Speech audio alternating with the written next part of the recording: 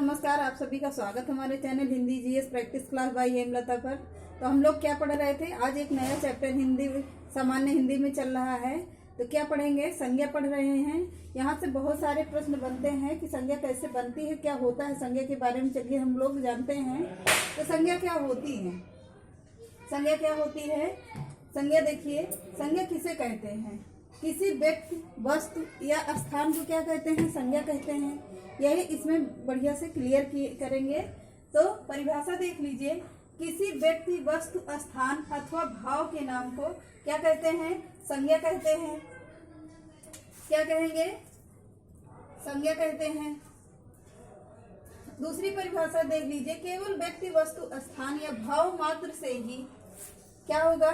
केवल व्यक्ति, वस्तु, स्थान या व्यक्ति, वस्तु, स्थान या भाव मात्र से ही, क्या कह रहा है? मात्र से ही संज्ञा नहीं होता है, बल्कि संज्ञा के नाम से पहचान होना आवश्यक है। क्या होता है कि संज्ञा के नाम से पहचान होना आवश्यक है। क्या होता है? जैसे संज्ञा के कोई ना कोई नाम देते हैं तो उसी को ही संज्ञा बोला जाता है। या तो व्यक्ति हो गया या तो भाव हो गया। इन सब चीजों को क्या कहेंगे? वस्तु, स्थान, सबको क्या कहेंगे? तभी संज्ञा माना जाएगा। वरना अगर कोई ऐसे बोल दे कि हाँ वो कोई संज्ञा है, नहीं होता है। तो क्या हो जाएगा? किसी व्यक्ति, वस्तु, स्थान के मात्र से ही संज्ञा की पहचान नहीं होगी।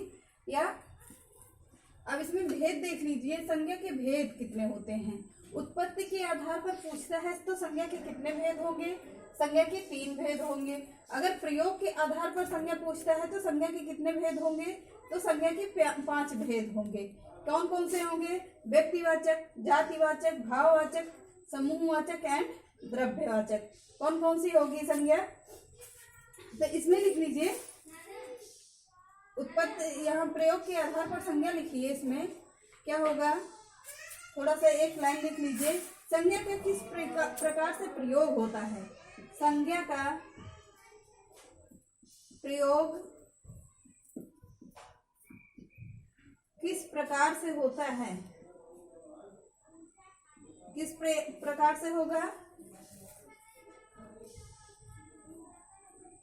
होता है। कैसे होता है? उसका नाम देंगे। व्यक्ति हो गए तो वो संज्ञा है, जाति हो गए तो वो संज्ञा है, भाव वो भी संज्ञा कहा जाता है। और क्या होगा? संज्ञा बनती कैसे है? उत्पत्ति में लिख लीजिए एक लाइन। संज्ञा बनती कैसे है?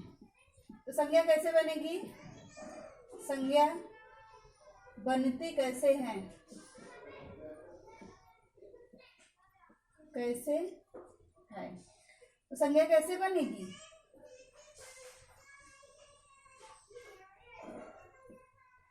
कैसे बनेगी? व्यक्ति, वस्तु, स्थान को ही संज्ञा कहेंगे। तो कितने हो गए? तो संज्ञा की उत्पत्ति के आधार पर पूछता है तो 3 संज्ञा होती हैं। कौन कौन सी होती हैं? व्यक्तिवाचक, जातिवाचक, भाववाचक और तीनों संज्ञा हो गई। अगर प्रयोग के आधार पर संज्ञा पूछता है तो कितने हो गए? प्रयोग के आधार पर 5 संज्ञा हो गई। कौन कौन सी हो गई? व्यक्तिवाचक, जातिवाचक, भाववाचक, समूहवाचक और द्रव्यवाचक। तो कितने क्लियर हो गया होगा? तो आगे देख लीजिए। आगे चलिए। अब इसमें एक एक डिफिनेशन लिखते चलिए। संज्ञा के कितने भेद होते हैं? क्वेश्चन डाल के लिख लीजिए। इसी को ही, संज्ञा को ही इंग्लिश में क्या कहते हैं? प्रोनाउन कहते हैं। क्या कहेंगे इंग्लिश में? प्रोनाउन। नाउन प्रोनाउन संज्ञा में ही होता है। जैसे इसमें हिंदी में होता है संज्ञा शब्द, उसमें नाउन प्रोनाउन के से चलता है बस।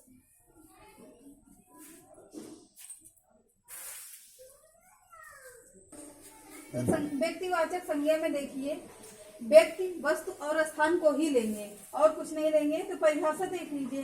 किसी एक व्यक्ति, वस्तु या स्थान विशेष का बोध कराने वाली क्या कहलाती है? तो व्यक्तिवाचक संज्ञा कहलाती है। क्या कहलाएगी? व्यक्तिवाचक संज्ञा कहलाएगी। और दूसरी परिभाषा देख ली। जहां एक जैसे कई शब्द हों और हम उनमें से किसी एक को लें। कई यहाँ पर शब्द लिख लीजिए। शब्द हो और उनमें से हम केवल एक को लेंगे, अन्य को क्या करते हैं? छोड़ देते हैं। तो ऐसी संज्ञा क्या कहलाती है? व्यक्तिवाचक संज्ञा कहलाएगी। और व्यक्तिवाचक संज्ञा कहलाने के अब हेडिंग डाल लीजिए। व्यक्तिवाचक संज्ञा होने की शर्तें। क्या होगी? व्यक्तिवाचक संज्ञा होने की शर्तें। होने की शर्तें हो गई। हेडिंग डाल लीजिए इतना, आगे लिख लीजिए। इसमें क्या होगा? व्यक्ति के नाम व्यक्तिवाचक संज्ञा होते हैं। व्यक्ति के नाम व्यक्तिवाचक संज्ञा होते हैं।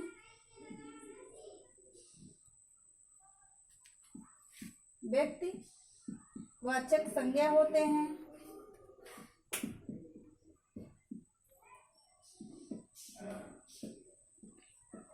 जैसे क्या हो गया? राम हो गया। राम कौन है? राम तो कई होते हैं। राम तो भगवान राम भी थे, और हम लोगों में भी नाम रख लिया जाता है राम, मोहन, अकरम। क्या हो जाएंगे? सब व्यक्तिवाचक में कहलाएंगे। मोहन, अकरम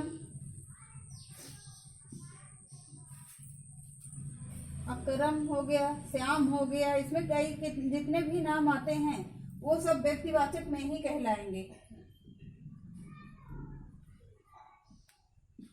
क्या होंगे? तो व्यक्तिवाचक में ही कहलाएंगे। आगे लिखिए, दिन, वर्ष, महीनों के नाम व्यक्तिवाचक संज्ञा होते हैं। इसमें लिखिए दिन, महीनों। दिन ऊपर हटा दीजिए, हटा दे रहे हैं।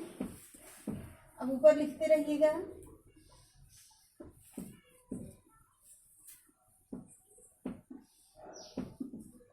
नीचे का लिख लीजिए, ऊपर का हटा दिए हैं।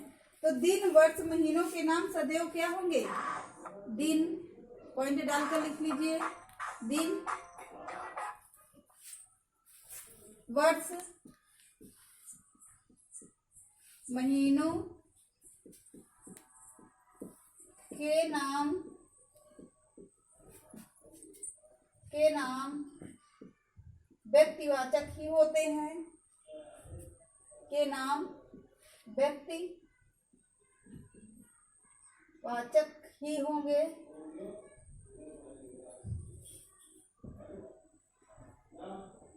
तो क्या हो गया? दिन, वर्ष, महीनों के नाम सदैव व्यक्तिवाचक में ही प्रयोग होते हैं। और इसमें डाल लीजिए जैसे सोमवार, जैसे करके लिख लीजिए, जैसे समझने के लिए। सोमवार, मंगलवार,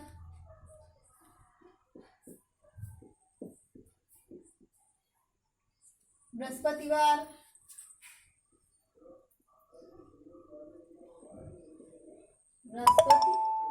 हो गया। तो क्या है? सोमवार हफ्ते में केवल एक ही बार आता है, बृहस्पतिवार केवल हफ्ते में एक ही बार आता है, और मंगलवार भी हफ्ते में एक ही बार आता है। तो क्या होगा? ये सदैव व्यक्तिवाचक संज्ञा ही कहलाएंगे। अब इसमें लिख लीजिए, नदियों, पर्वतों एवं समुद्रों के नाम। नदियों, पर्वतों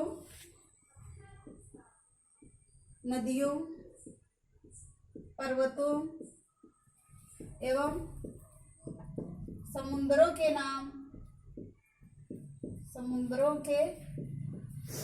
नाम क्या होंगे? सदैव व्यक्तिवाचक में ही प्रयोग होंगे। जैसे करके लिख लीजिए। क्या हो गया? तो गंगा, यमुना, सरस्वती, और कौन सी नदी हो गई? तो हिंदुकुश, हिमालय, हिंद महासागर, काला सागर, हिंद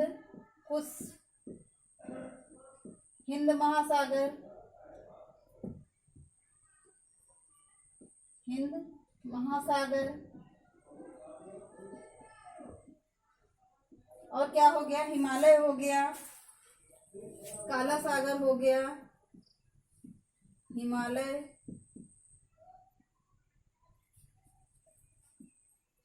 काला सागर। तो ये सदैव क्या कहलाएंगे? हमेशा व्यक्तिवाचक ही कहलाएंगे।